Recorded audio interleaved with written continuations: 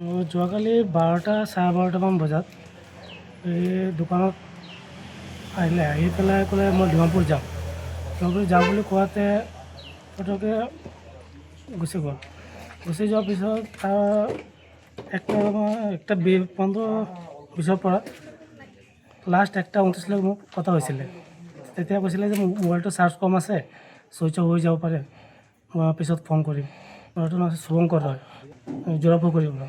যোৰাপুখুৰীৰ পৰা ক'ত গৈছিলে? ডিমাপুৰলৈ। তাৰপিছত দেৰটালৈকে মোৰ লগত যোগাযোগ আছিলে মোবাইলত, তাৰপিছত যোগাযোগ নাই। ট্ৰেইনত যাম বুলি কৈছিলে, পিছত ট্ৰেইনত গ'ল নে নাই আমি গম নাপাওঁ, খা খবৰ নাই। কি সন্দেহ কৰিছে আপোনাৰ? মানে সন্দেহটো কাৰো ওপৰত যোৱা নাই।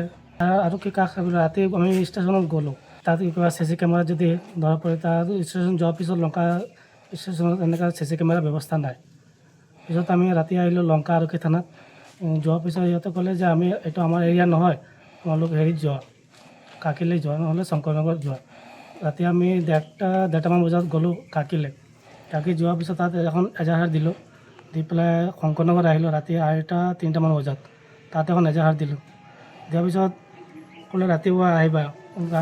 ৰাতিপুৱা যেতিয়া হেৰিত গ'লোঁ, কাকি থানালৈ গ'লোঁ, পিছত 8টামান বজালৈকে গৈছিলোঁ। 10টা চাৰে 10টা বাজি গ'ল, একো হেৰি নাই।